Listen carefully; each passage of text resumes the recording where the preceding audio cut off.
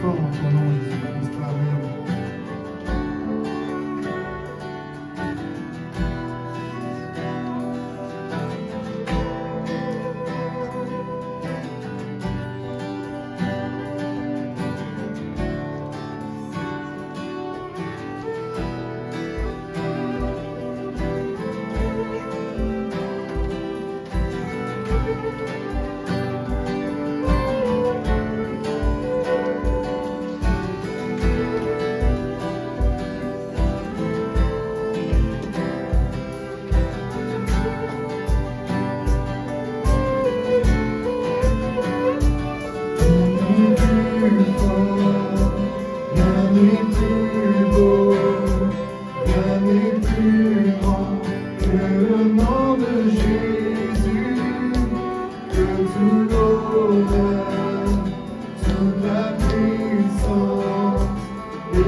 toute la gloire soit au nom de Jésus.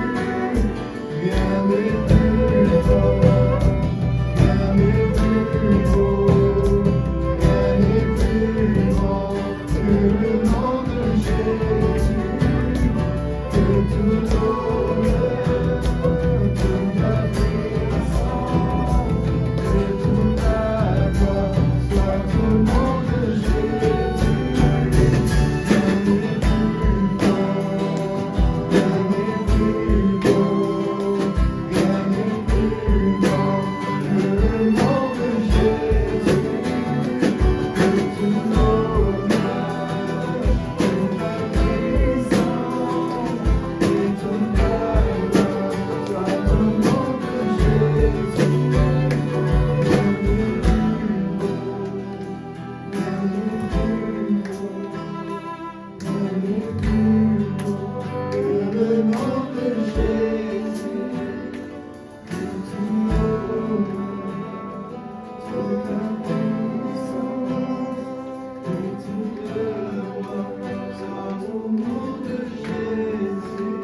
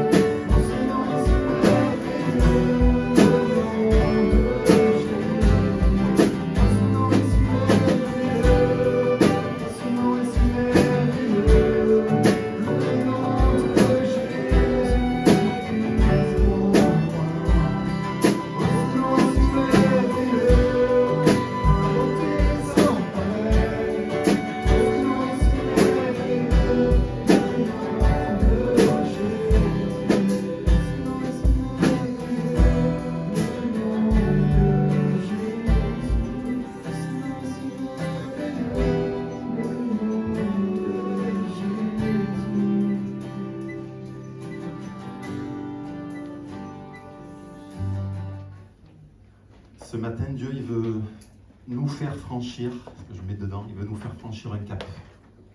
Ce matin, le Seigneur, il veut mettre une certitude dans nos cœurs.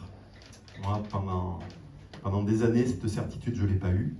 Et même des fois, j'ai besoin de revenir à la croix pour l'avoir, cette certitude. Parce que je m'en sens pas digne, mais voilà. Dieu, ce matin, il veut qu'on se rapproche de lui.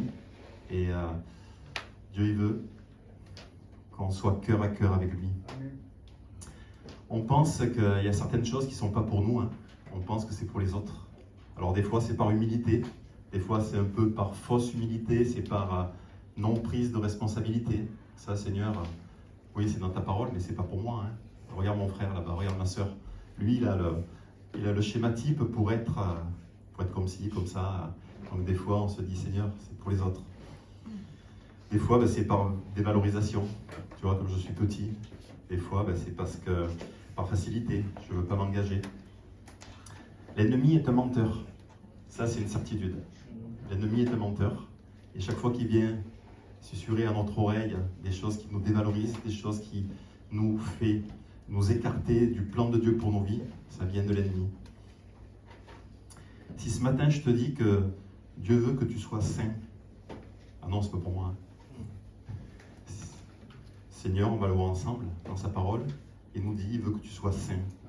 Il veut que je sois saint. Il veut qu'on soit des saints. Et là, quand le Seigneur a mis ça sur mon cœur, de suite, j'ai dit, de toute façon, ça c'est pas pour moi, hein, c'est pour les autres. Hein. La sainteté, où Dieu est saint, on le chante. Oui. Et on va le voir tout au long de ce matin-là.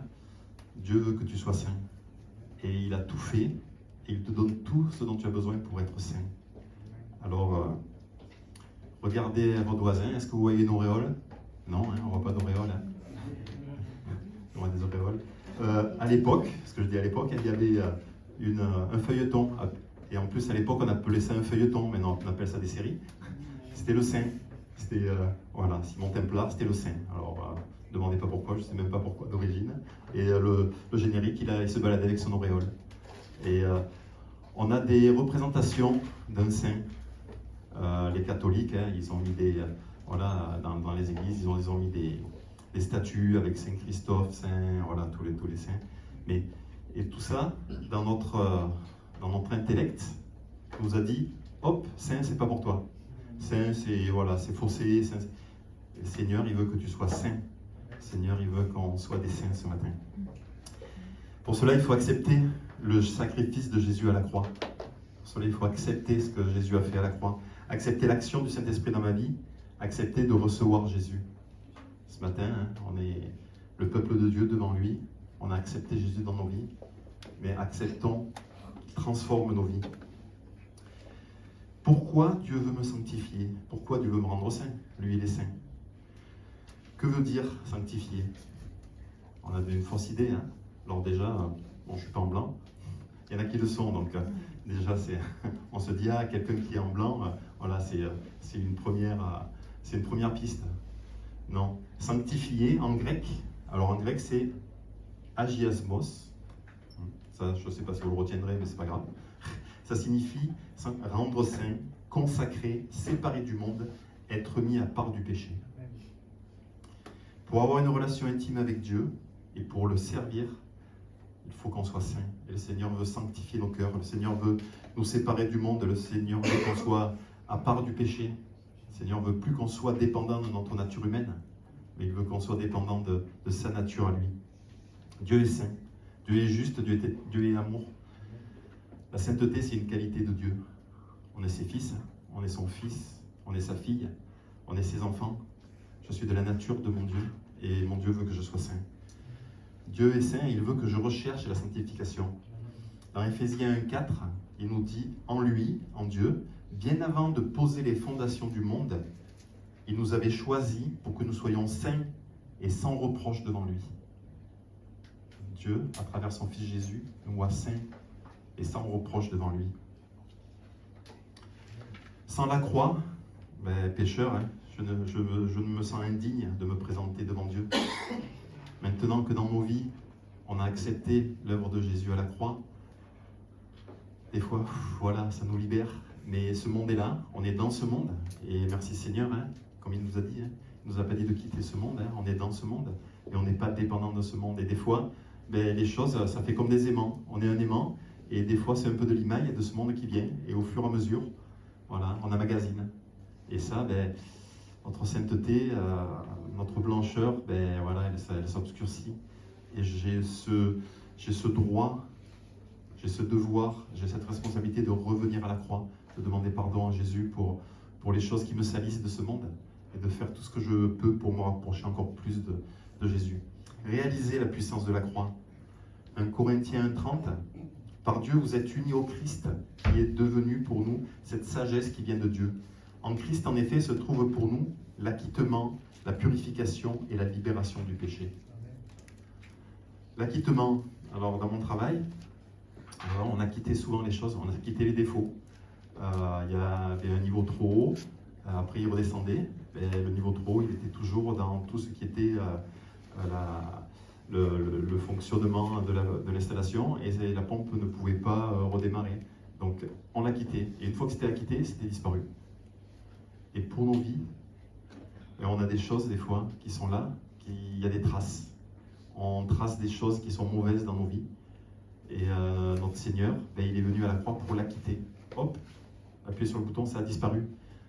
Et on n'a pas à garder les traces de choses qui nous ont fait mal, qui nous ont blessés, qui nous ont salis, ou des choses qu'on a fait qui ne sont pas à la gloire de Dieu. Le Seigneur, il a acquitté cela. Purification. Notre Dieu veut nous purifier pour qu'on soit dans la joie. Cette semaine, ça faisait 5 ans que je ne l'avais pas fait, j'ai passé le Karcher. Sur des dalles, sur des choses. Et vraiment, ça m'a... Même là-dedans, le Seigneur parle des fois par des choses, j'allais dire toutes bêtes, mais non, des choses tous les jours. Donc il y a un endroit, c'était super sale. Et l'autre endroit paraissait propre. Alors j'ai vraiment nettoyé tout ce qui était super sale. Et après j'ai dit, je vais m'arrêter là. Et quand j'ai vu ce que j'avais nettoyé et ce que je pensais propre, j'ai dit, c'est super sale, quoi. Et en fait, des fois, on calque nos vies par rapport à ça. On se compare aux autres. On se dit, Seigneur, voilà, tu as vu le travail que tu as fait dans ma vie, tu en as fait un peu, mais par rapport aux autres, voilà, je suis propre. Et en fait, quand le Seigneur il vient, quand il enlève les choses sales de notre vie, on s'aperçoit que d'autres choses, d'autres domaines de notre vie, c'est pas net, quoi. Et il veut aussi enlever cela, il veut aussi nettoyer cela, il veut nettoyer les moindres recoins de notre vie. Il veut nous libérer, ouais, on l'a lu, hein.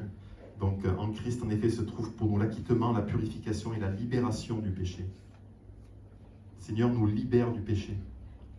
On n'est pas, comme on le voit malheureusement, certains de nos contemporains, ils sont liés avec ce péché. Mais nous, on a ce choix, on a ce droit d'être libérés du péché pour avancer, pour vivre dans la joie, pour vivre dans la paix. Dans 1 Corinthiens 2, 1 et 2, on peut lire, « Lorsque je suis allé chez vous, c'est Paul qui parle, je ne suis pas venu proclamer le secret de Dieu en utilisant les prestiges de l'éloquence ou de la sagesse, car je n'ai pas estimé devoir vous apporter autre chose que Jésus-Christ, et Jésus-Christ crucifié. » Alors, par ces paroles, je me suis dit, tiens, qu'est-ce qu'il voulait dire, Paul, là ? Et en fait, on a besoin de revenir à la croix. En fait, on a besoin de réaliser, pouvoir être sanctifié, pour pouvoir que nos cœurs soient saints. On a besoin vraiment de réaliser l'impact de la croix dans nos vies. Et j'ai médité, là, j'ai passé pas mal de temps là-dessus, et merci Seigneur, ça m'a fait du bien. J'ai médité sur la croix, et c'est vrai qu'il y a des choses qu'on oublie. Et j'ai parcouru pas mal de récits qui décrivaient donc la crucifixion, qui décrivaient tout le cheminement de Jésus. Et waouh, quoi. Il y a quelques années aussi, je n'allais pas dire des siècles, mais quelques dizaines d'années, on avait fait un spectacle avec Jeunesse pour Christ sur Montélimar. On avait une vingtaine d'années à cette époque. C'était la crucifixion, c'était la passion de Christ. Et c'est vrai que, voilà, il y a des choses qui m'avaient marqué aujourd'hui. Mais dans le récit de la crucifixion, aujourd'hui, moi j'ai du mal à me représenter ces moments-là. Parce qu'aujourd'hui, notre intellect, notre façon de voir, on est mené par les images. Aujourd'hui, je veux dire, quand on veut regarder quelque chose, la plupart du temps, on s'appuie sur des images. on ne va pas chercher dans les textes, et on est entouré d'images. Il existe les archives cinématographiques de l'AFF qui, depuis les années 1950, archivent tout ce qui passe à la télé, les infos, toutes les choses, les reportages, tout ça. Et aujourd'hui, on s'appuie là-dessus pour aller voir ce qui s'est passé à tel ou tel moment. Depuis 1890, la caméra existe, les choses sont filmées, et pareil, on s'appuie sur des films pour voir. On a tous en tête l'assassinat de Kennedy. Voilà, les images, elles sont là. Jésus, on n'a pas d'image. Depuis 1840, on a la photographie. Donc les instants sont figés, on peut voir la scène, tout ça. Et la crucifixion de Jésus, ça a été un moment fort, très fort. Et donc tous les récits des évangiles, les 4 évangiles, nous rapportent le récit de la crucifixion. Donc oui, ce que j'avais marqué aussi, les récits pendant plus de 3800 ans, pendant plus de 4000 ans, ont été retranscrits par écrit. Pendant 4000 ans, toutes les choses qui se passaient étaient retranscrites. Et maintenant, ça fait quoi? Ça fait quelques centaines d'années, quelques dizaines, centaines d'années que c'est du visuel et tout l'écrit a perdu un peu de sa valeur. Et on a besoin aussi que le Seigneur renouvelle notre intelligence pour vraiment pas nous faire une vision de ce qui s'est passé dans la parole de Dieu par rapport aux flashs, par rapport aux images qu'on a dans notre tête, mais vraiment de se plonger dans la parole de Dieu et être éclairé par l'Esprit pour vivre ces instants. Parce qu'aujourd'hui, on a beaucoup d'informations et merci Seigneur, il nous en a donné énormément dans sa parole. Et on a le Saint-Esprit, et le Saint-Esprit, il ravive dans nos cœurs toutes ces informations. Est-ce que vous vous souvenez comment sont morts les présidents des États-Unis, bon, à part Kennedy? Est-ce que vous vous souvenez comment est mort tel acteur, tel chanteur, tel sportif? Certains oui, d'autres non. Et il y a une personne où tout le monde est unanime, tout le monde connaît sa mort, c'est Jésus. Même les personnes qui ne croient pas en Jésus, ils savent que Jésus a été crucifié. C'est une mort qui a marqué même les textes de l'époque pour des philosophes, des personnes pensantes qui étaient là, ont décrit la crucifixion de Jésus, ont écrit factuellement la crucifixion de Jésus. Et aujourd'hui, c'est un acte fort. Voilà, Jésus a été crucifié et tout le monde le sait. La croix est devenue le symbole de la foi chrétienne. Il y en a certains qui en ont des croix. Voilà, une croix, on sait ce que ça représente. C'est quelque chose de fort. Elle évoque une réalité dure, la mort de Jésus à la croix. Parce que cette mort, elle a été dégradante, elle a été humiliante, elle a été déshonorante. À l'époque, les seules personnes crucifiées, c'était les brigands, c'était les personnes qui faisaient les pires choses. Voilà, c'était pas les petits délits. Mais pour arriver à être crucifié, waouh quoi. C'était vraiment des personnes qui étaient haïes de tout le peuple, haïes de tout le monde. Et Jésus est passé par là. La mort de Jésus a été suivie de sa résurrection. Voilà. Amen, merci Seigneur, ça on le croit. Mais le tombeau vide, il n'a pas effacé la croix. Le tombeau, il est vide, Jésus règne en maître, et cette croix, elle est toujours là. Et Jésus, il n'est pas venu seulement pour triompher de la mort, parce qu'il est ressuscité, mais il est venu pour qu'aujourd'hui je sois libre, libéré de mon péché. Donc, comme je vous ai dit, les 4 évangiles nous apportent le récit de la crucifixion, les jours précédents, le chemin de Jésus. Le don de Jésus, tout ce qu'il a accepté de traverser, tout ce qu'il a accepté d'endurer, et il a fait pour nous. Et il a fait pour nous, mais pour nous et pour moi personnellement. Il a fait pour toi, pour chacun d'entre nous. Et c'est vrai qu'à des moments de ma vie chrétienne, Jésus il a donné sa vie pour qu'aujourd'hui j'ai accès auprès du Père, pour que je puisse être pardonné de mes péchés, mais pour l'humanité, pour que chacun puisse y aller. Et après, et là en méditant de cela, vraiment, ce matin, après on partagera le pain et le vin. Ce qu'il a fait Jésus, c'est personnellement, il n'y aurait eu que toi, il aurait fait. Il n'y aurait eu que toi pour que je puisse avoir cet accès auprès du Père, il aurait donné sa vie. Merci Seigneur, quoi. Il te considère, si ce matin tu as l'impression d'être inutile, tu as l'impression de ne pas être aimé, c'est faux. Je veux dire, Jésus, il t'aime plus que tout. Il a montré en allant jusqu'à la croix. La veille de la crucifixion, Jésus il partage le pain et la coupe.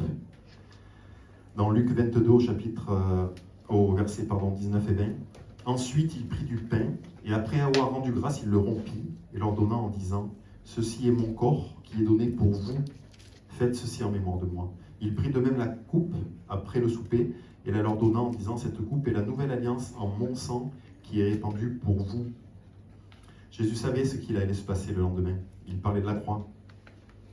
Et en partageant le pain et le vin, en distribuant la coupe, il appelait chacun à s'approprier personnellement le sacrifice qu'il allait faire.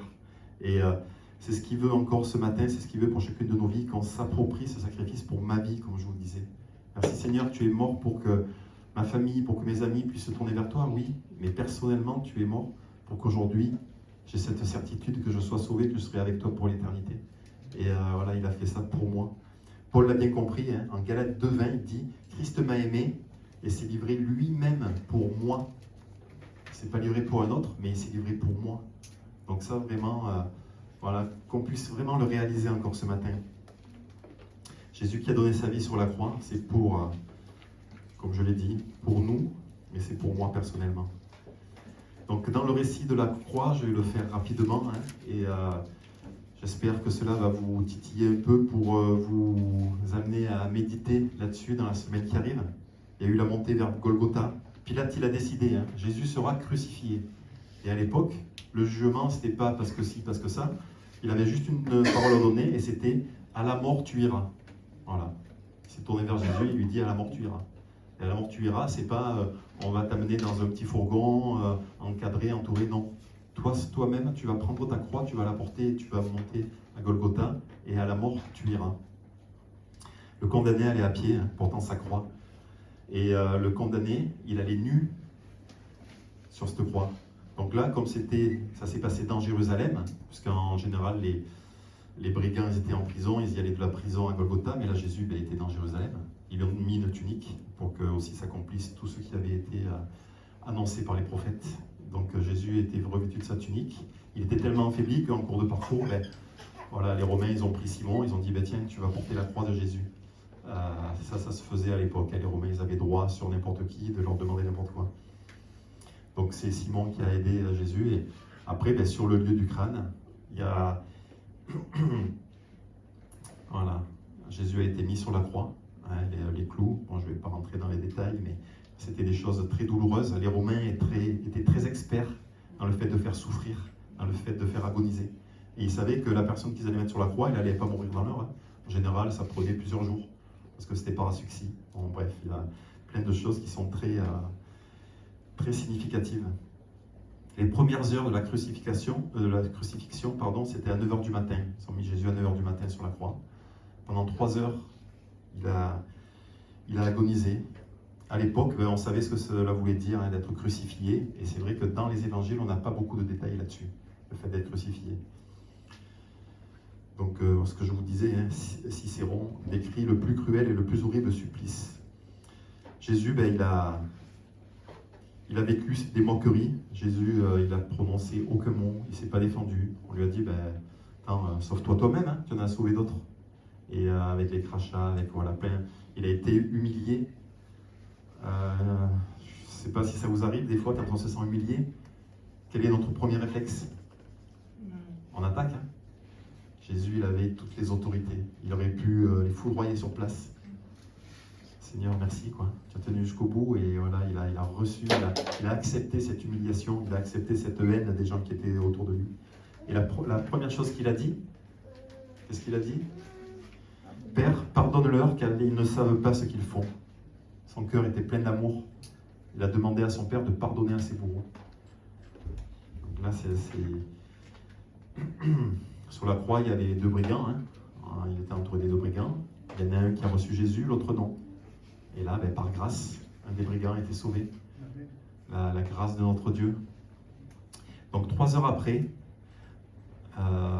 on l'a chanté. Il y a eu les ténèbres qui sont arrivées. Il y a eu les ténèbres. Le ciel s'est obscurci. Et ça, historiquement, dans les récits de l'histoire, c'est arrivé. C'est arrivé. Et encore aujourd'hui, il y a des chercheurs qui cherchent comment cela a pu arriver. Il y en a qui disent c'est une éclipse, alors qu'à l'époque, non, c'est pas une éclipse, parce que c'était à la période de la Pâque. Et à la période de la Pâque, c'est la pleine lune. Et à la pleine lune, il ne peut pas y avoir d'éclipse du soleil. Il y a plein de choses qui sont cherchées, mais une réalité, c'est que le ciel s'est assombri, et pendant 3 heures, le monde de l'époque s'est arrêté. Il y a quelque chose qui se passait, quelque chose de pas normal. Et la Bible nous le retranscrit, nous on le croit, mais il y a même des récits qui sont en dehors de la Bible historique qui le racontent. La parole de Jésus dure. Mon Dieu, pourquoi m'as-tu abandonné? Voilà, plus que la souffrance physique, il y a eu cette souffrance morale, d'être coupé du Père, d'être rejeté du Père. Et avant de connaître Jésus, combien on se sent rejeté, combien on se sent en dehors de beaucoup de choses qui se passent. Et aujourd'hui, si vous vous sentez rejeté, si vous vous sentez coupé du Père, ce libre accès, il existe. Voilà.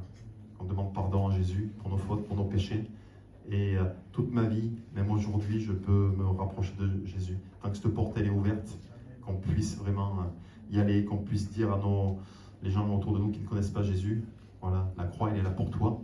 Cette porte elle est grande ouverte. Jésus, à ce moment-là, il porte le péché du monde. Il se charge de notre condamnation, de ma condamnation. Et là, Dieu ne peut plus le regarder. Jésus est sale. Jésus, comme il porte le péché du monde, il n'est pas saint. Donc Jésus est coupé de Dieu. Et même plus loin que ça, Dieu le Fils, il se tient en silence.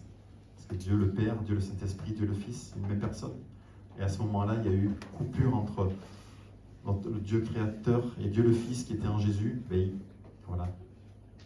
Il s'est tué et il a attendu que ces moments passent.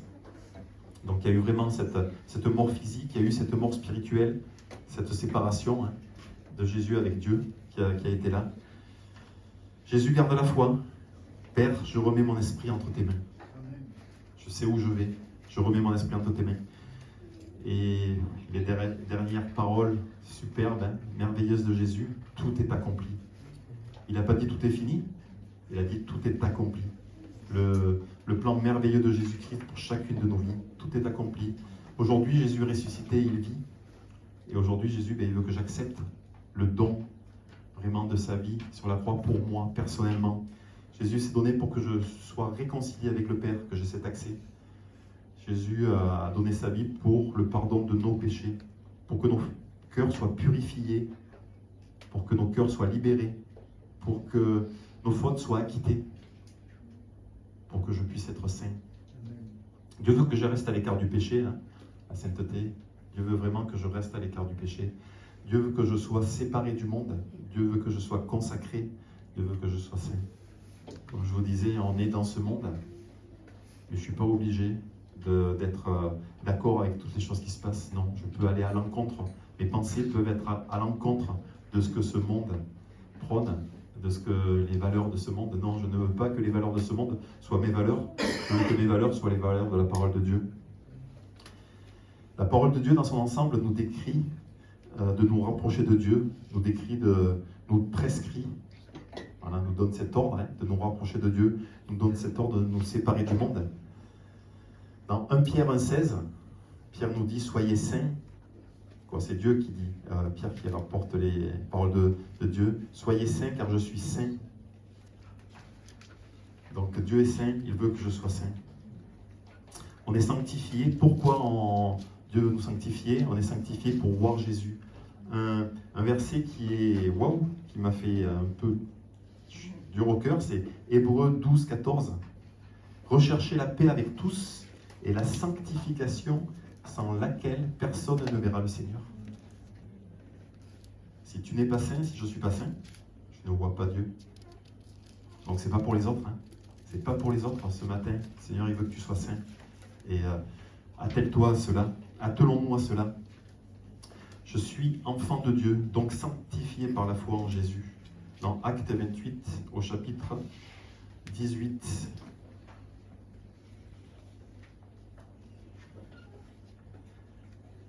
Afin qu'il se tourne des ténèbres vers la lumière et du pouvoir de Satan vers Dieu, et qu'ils reçoivent le pardon des péchés, un héritage avec ceux qui sont sanctifiés par la foi en moi. Dieu veut que je sois sanctifié pour l'union avec Christ. Je suis sanctifié par le sang de Jésus. Ça nous est écrit, entre autres, dans 1 Jean, versets 7 à 9. Mais si nous vivons dans la lumière, tout comme Dieu lui-même est dans la lumière, alors nous sommes en communion les uns avec les autres. Et parce que Jésus, son Fils, a versé son sang, nous sommes purifiés de tout péché. Si nous prétendons n'être coupables d'aucun péché, nous vivons dans l'illusion, et la vérité n'habite pas en vous.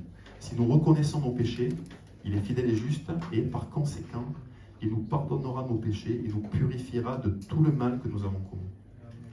Ça, c'est les promesses, c'est une réalité. C'est une réalité pour tous les jours de notre vie. On est sanctifié par la parole. En Jean 17, 17, je ne te demande pas de les retirer du monde, mais je te demande de les protéger du mauvais. Ils n'appartiennent pas au monde, comme moi je n'appartiens pas au monde. Fais qu'ils soient entièrement à toi par la vérité. Ta parole est la vérité. C'est la parole de Jésus qu'on est dans la vérité. Et on a le droit de refuser tout ce que le monde veut venir nous tâcher. On est sanctifié par le Saint-Esprit. On est lavé, justifié par le Saint-Esprit. Il y a 3 sanctifications. Je vais les passer rapidement. La sanctification initiale.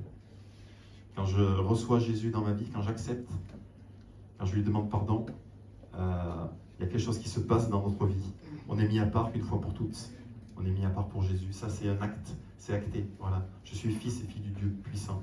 Ça, c'est la sanctification initiale. Parce que je suis saint, il y a cette cassure nette avec le péché. Et à ce moment-là, je peux vivre avec Dieu. Je peux avoir cette relation avec Dieu. Il y a le deuxième aspect de la sanctification. Et c'est là où le Seigneur nous aide et nous demande de faire notre part. C'est un processus, croire ce que je suis. Croire ce que je suis. Je suis saint. Et ça, le croire et le vivre, l'appliquer à ma vie de tous les jours. C'est un processus qui nous transforme progressivement à l'image de Christ. Ça, on le retrouve dans 2 Corinthiens 3,18. Nous tous, qui le visage dévoilé reflétons comme un miroir la gloire du Seigneur, nous sommes transformés en la même image de gloire en gloire, comme par le Seigneur l'Esprit. C'est un processus qui nous fait croître dans la grâce. Je ne mérite rien. C'est pas parce que, comme certaines religions, ils ont dit faites le chemin de croix et vous arriverez à quelque chose. Non. Voilà, c'est par grâce que vraiment je puisse croître dans la grâce. 2 Pierre 3,18 nous dit: vous donc, bien-aimés, qui êtes prévenus, soyez sur vos gardes, de peur qu'entraînés par l'égarement des impies, vous ne veniez à déchoir de votre fermeté. Mais croissez dans la grâce et la connaissance de notre Seigneur et Sauveur Jésus-Christ. À lui la gloire maintenant et jusqu'au jour de l'éternité. Amen. C'est un processus aussi qui développe en nous un grand amour, comme dit la parole de Dieu. Qu'on puisse aimer notre Dieu de tout notre cœur, qu'on puisse nous aimer les uns les autres. C'est un processus qui développe dans nous cet amour pour Dieu et pour les autres. Donc il y a la sanctification initiale, il y a le deuxième aspect qui est croire ce que je suis et vivre ce que je suis. Et il y aura la sanctification finale. Seigneur, on y aspire tous. Être délivré de ce corps, être délivré de ses pensées, être délivré de tout cet environnement. Ça, c'est une condition du croyant dans le ciel. Nous serons alors semblables à Christ. Ah non, Seigneur, je ne peux pas. Si, je peux. C'est la parole de Dieu qui me le dit, c'est Dieu qui me le dit. Et ça, ça sera quand Jésus sera venu dans sa gloire, qui nous aura donné vraiment ce vêtement blanc. Et il nous verra à son égal. Et waouh, ça, il faut que je l'accepte aussi. Seigneur, si j'ai cette place pour moi, pour l'éternité, elle est là, et je serai semblable à Christ. Waouh, oui, je serai le Fils de Dieu Tout-Puissant. Entièrement libéré de notre chair, entièrement libéré du péché, et définitivement mis à part pour Dieu, pour le louer. C'est vrai que tant qu'on est sur cette terre, voilà, on a d'autres choses à faire. Mais voilà, que notre esprit vraiment puisse être capté, que notre esprit puisse être renouvelé ce matin, régénéré, et qu'on puisse aspirer à cette sainteté. Seigneur, je ne veux pas rester, il y a des choses des fois qui sont sur nos vies. Et j'avais vraiment cette pensée pendant le temps de louange. Seigneur, je voyais ce tableau là, Jésus est vivant. Voilà, il y a la crucifixion, il y a maintenant la croix, il n'y a plus personne dessus.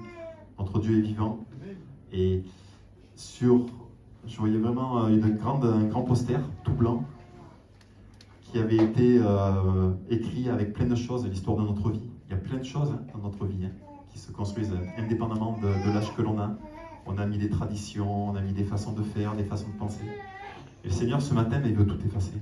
Il veut tout effacer, mais il nous demande de réécrire avec lui.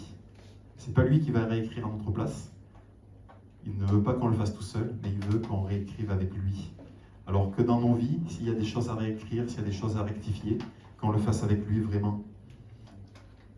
En conclusion, il est de plus en plus difficile d'aller à contre-courant. Il est plus difficile d'aller à contre-courant de ce que le monde pense, de ce que le monde prône. Le Seigneur nous donne tout ce dont on a besoin pour y aller à contre-courant. On a besoin vraiment d'être fortifié en Jésus. La sainteté, c'est une qualité de Dieu, de son esprit. C'est une vertu indispensable qu'on a besoin tous. C'est une vertu de tout croyant. La sainteté, elle est physique, elle est morale, elle est spirituelle. Seigneur, aide-moi à être saint dans tous ces domaines. La sainteté, je vous le redis, séparé, consacré, mis à part, libéré du péché. Et tout cela pour profiter pleinement de la présence de Dieu dans nos vies. Par grâce, j'ai la possibilité d'être sanctifié en Jésus. Donc, qu'on puisse vraiment réaliser ces choses. Et si vous avez de quoi noter, ou si dans votre tête vous le retenez, méditez sur 1 Pierre 1, versets 13 à 25. Peut-être qu'une prochaine fois je prêcherai là-dessus. C'est plein de choses concrètes que Pierre nous dit pour être saint. 1 Pierre 1, 13 à 25. Le Seigneur, il ne nous laisse pas seul, il nous laisse sa parole, il nous laisse son esprit, il nous laisse sa personne. Et il veut vraiment qu'on puisse être saint. Alors, s'il y a une chose à retenir ce matin, s'il y a une chose que le Seigneur a mis sur mon cœur, et j'espère qu'il a mis sur vos cœurs, c'est vous avez le droit, et le Seigneur vous demande d'être saint. Et c'est pas inaccessible. C'est pas inaccessible. Il nous a donné tout ce dont on a besoin, et il a fait ce qu'il fallait pour. Donc Seigneur, je suis au bénéfice de la croix, je suis au bénéfice de ton amour, je suis au bénéfice de ta sainteté. Voilà, qu'on puisse, dans les quelques instants, avant de partager le pain et le vin, qu'on puisse réfléchir sur nos vies, si on a des choses à demander au Seigneur, qu'on puisse lui demander si on veut s'engager un peu plus avec lui, qu'on puisse le faire. Voilà, Seigneur, travaille nos vies, travaille nos cœurs. Et comme j'aime à le dire, Seigneur, ne viens pas simplement nous toucher, mais viens changer nos cœurs, viens changer nos vies. Voilà, on va prendre un chant.